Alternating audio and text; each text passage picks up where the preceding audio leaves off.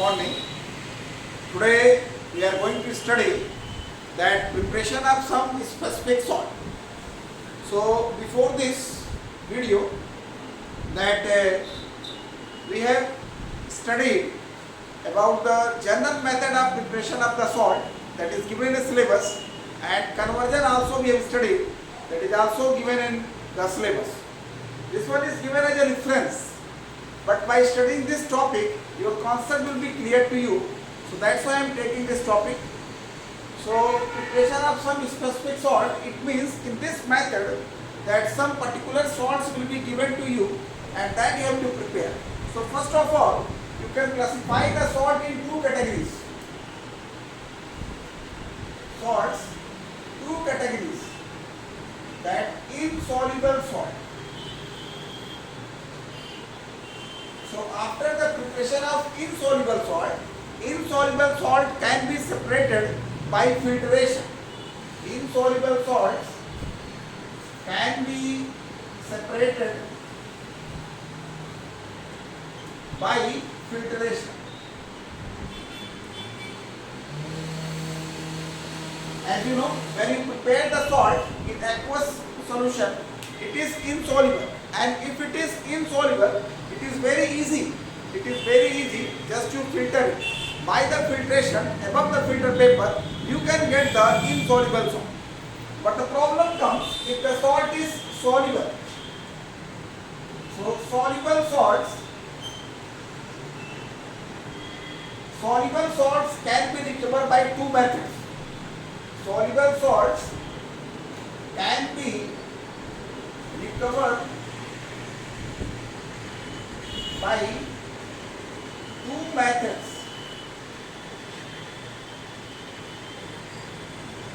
These two methods are evaporation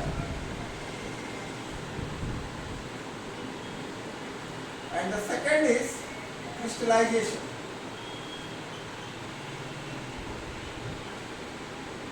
So soluble salts can be recovered by two methods, evaporation and crystallization. Evaporation can be used if the salt withstand on strong heat. This method is used if the salts do not decompose on heating. In the book it is given a salt will stand on strong heating. So the meaning is that when you heat it, the salt should not decompose. So you can apply evaporation and crystallization. This method is used if the salt decomposes on heating. This method is used if salts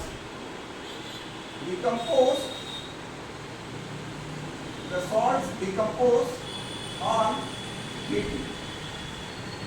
So the crystallization is done usually for sulfate and nitrates.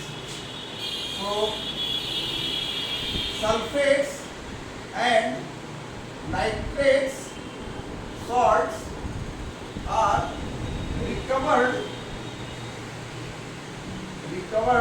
by crystallization. So these two types of the salts are recovered by crystallization, because if you heat the sulfate, that will decompose.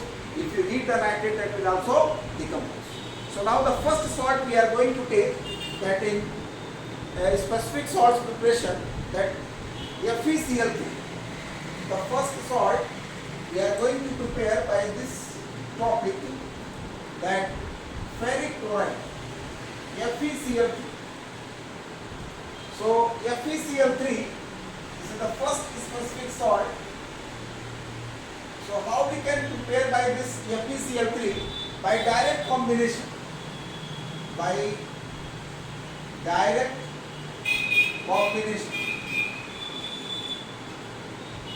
This method is used for preparation of FeCl3. Equation 2Fe plus 3Cl2, it gives 2FeCl3. So by this way, So here the meaning is that experimentally how we can prepare this specific salt. So just to see, this is a combustion tube. This is a combustion tube is there. In this one, iron is there. Iron. It is heated, and then from this point you can supply dry chlorine gas.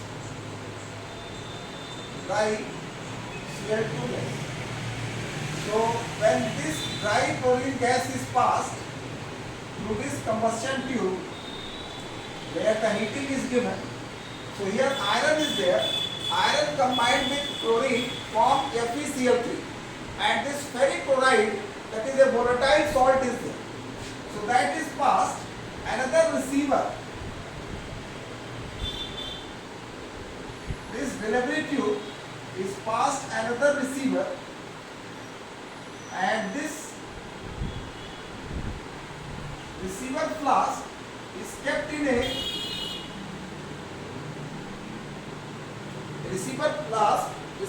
a ice cool,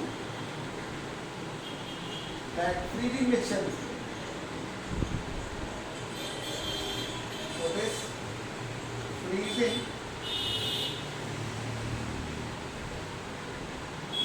mixture are ice cubes are there. So here this FeCl3 is formed. So these vapors of FeCl3 is coming in this flask. Since the cooling surface is provided here, so here you are getting that FeCl3 you are getting here. Now what is the problem? That this FeCl3 is a deliquescent salt. FeCl3 is a deliquescent salt. So what will happen? This will absorb moisture, and by taking the moisture it is converted in liquid state. So that's why here we place a bulb. In that bulb we place that anhydrous CaCl2. So this is drying agent. Drying agent. So the purpose of this anhydrous calcium chloride, if it is not kept here, then air will come here, and this FeCl3 solid react with water, convert to a solution form. So that's why here we are keeping the anhydrous calcium chloride. So when it was in syllabus, that question was very important, many times asked in board paper. But now they have kept in a reference only. It means they have removed from the syllabus. So for the knowledge you can study, and when you solve the previous year questions, then you can get the idea. So by this way you can prepare the FeCl3.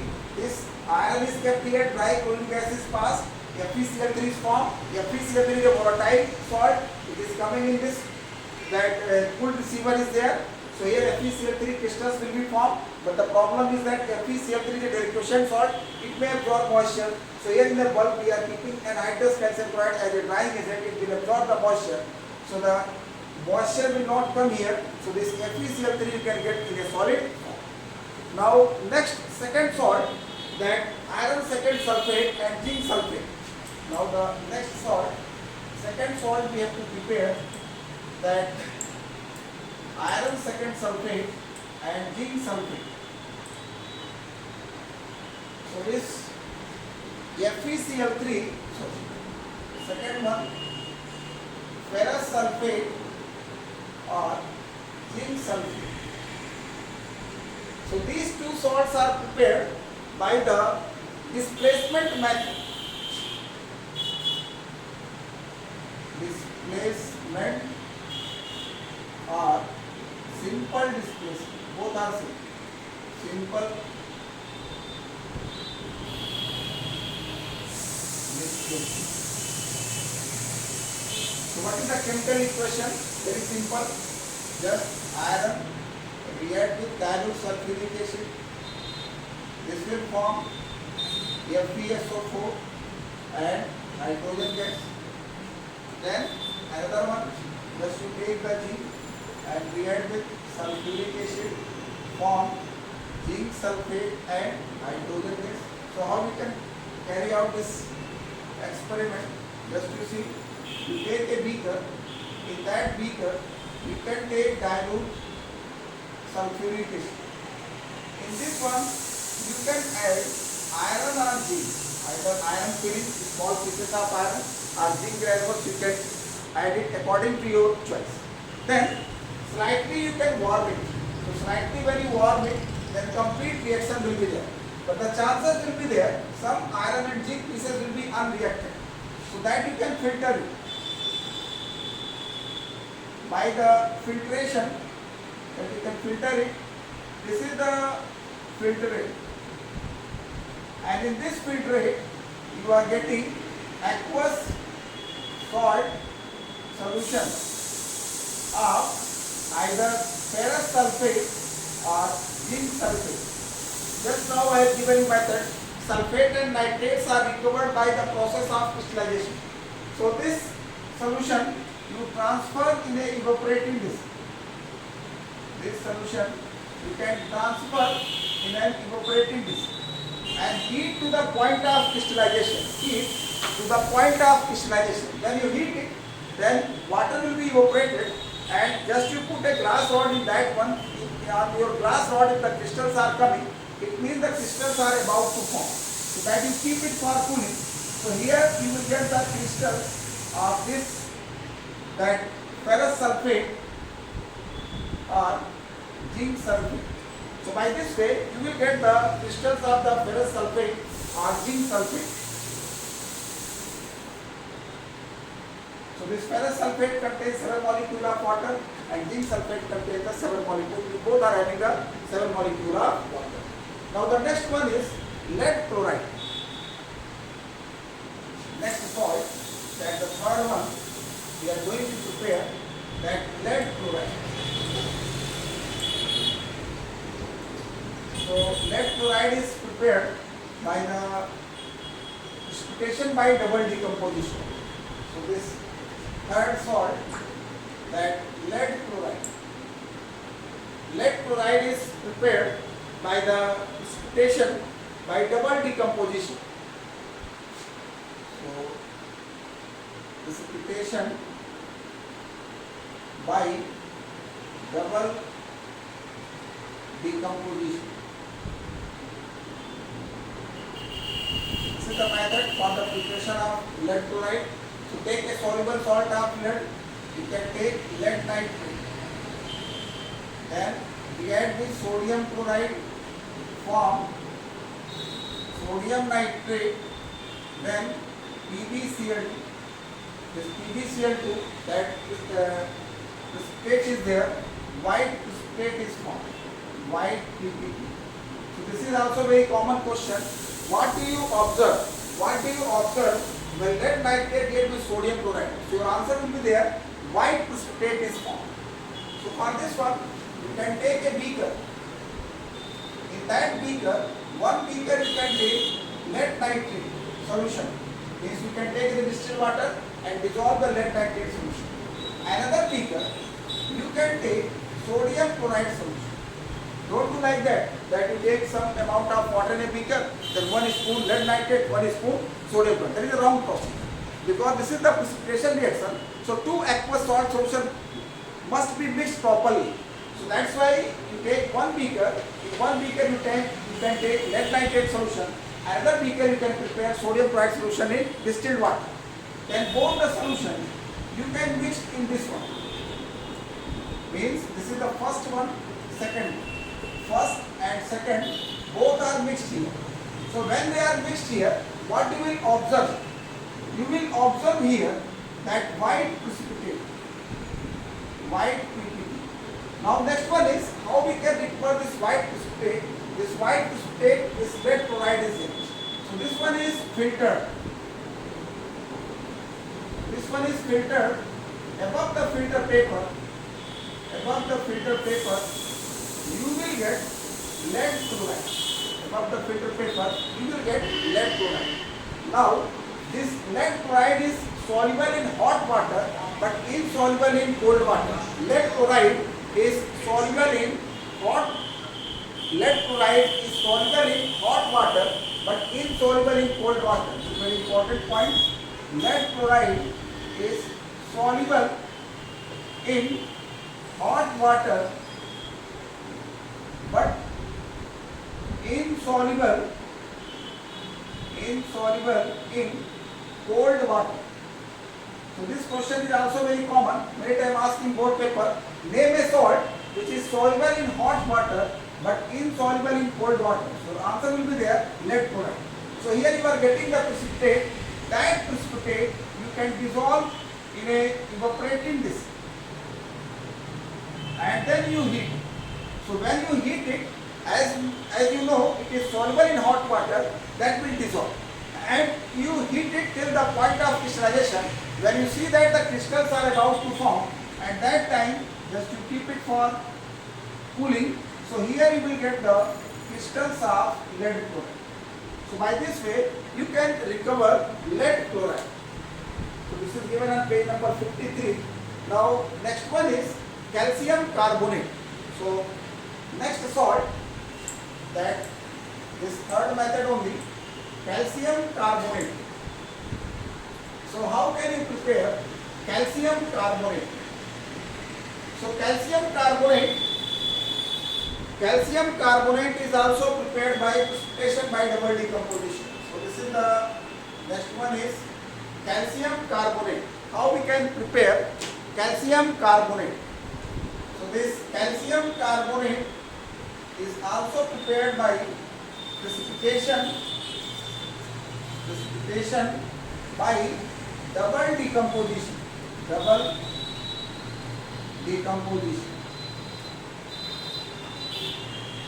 So here just to take a 2 aqueous salt solution.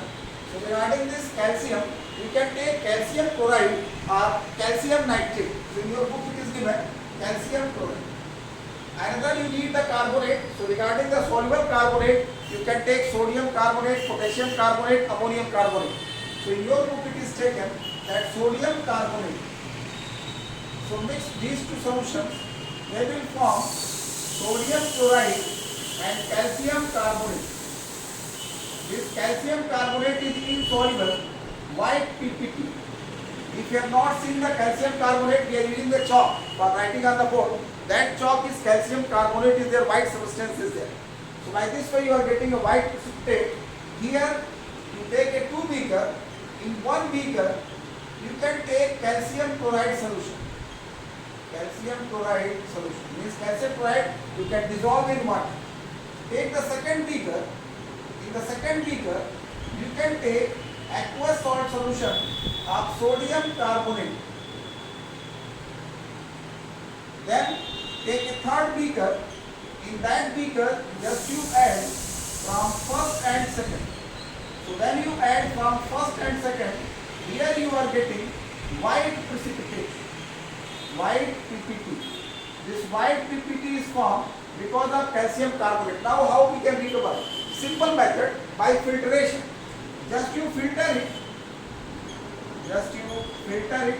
above the filter paper, you can get calcium carbonate. There is no need to again dissolve in water, hot water, because it is insoluble in cold water as well as hot water. So now the next salt, that fourth method we are going to take, that preparation of copper sulfate. Now this fourth salt, fourth method, that copper sulfate.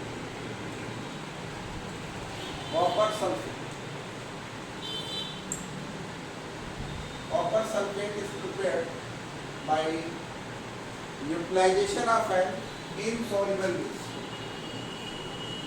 Utilization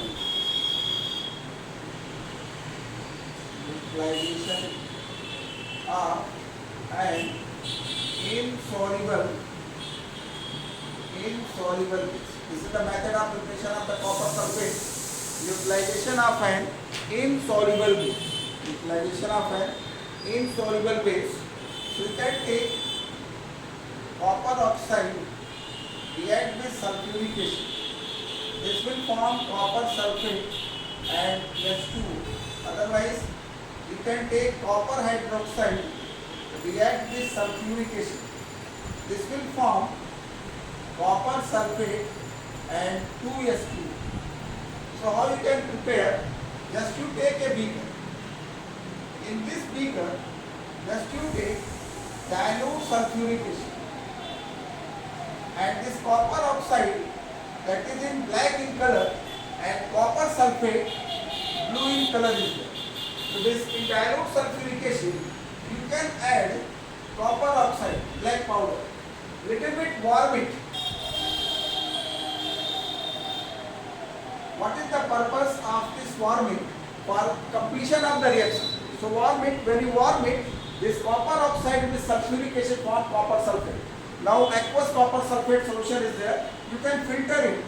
If any insoluble copper oxides are there, they will be removed. And this filtrate contain aqueous copper sulfate. Aqueous copper sulfate solution. How to recover? Just I told you sulfates and nitrates can be recovered by crystallization. So that solution can transfer in a evaporating disk and heat to the point of crystallization. When you see that the crystals are about to form, just you keep it for cooling and you will get the copper sulfate crystals. So by this way you can get the blue crystals of the copper sulfate, and this blue crystals of the copper sulfate you can remove from a spatula. You can keep on a filter paper and can wash with water. You can get the shining crystals of the copper sulfate. You can get the shining crystals of the copper sulfate. So by this way you can prepare copper sulfate. Now the next salt, that next we have to prepare that sodium sulfate. Now the fifth one is sodium sulfate. So for sodium sulfate, that utilization of an alkali. Now fifth one is sodium sulfate. So utilization of an alkali. This method is also called titration. So you must be thinking, what is titration? So first of all, just you take the reactions. So 2 sodium hydroxide react with sulfuric acid. This will form sodium sulfate and water. Here colorless.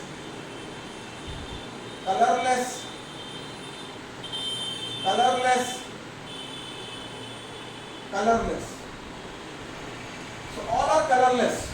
If you mix sodium hydroxide in sulfuric acid, you cannot notice the completion of the reaction. But the previous question what you studied, this copper oxide react with dilute sulfuric acid.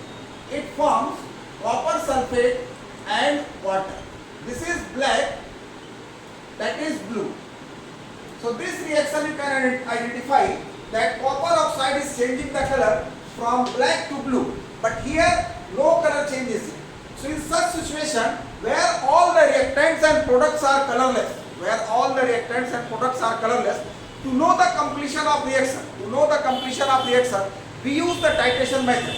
But here if I ask you whether the reaction is complete or incomplete, you can get it very easily because the color change will be there black to blue. So if there is a color change from black to blue, you can notice the completion of the reaction. But here since all are colorless, so that's why we cannot notice the completion of the reaction. So this problem is solved by titration. Now in your mind one question may be there, what is titration? Just you see. Just you take a burette. This burette is there, long.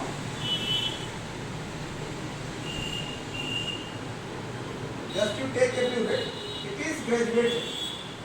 In this burette, you can fill up that you have taken the acid H2SO4.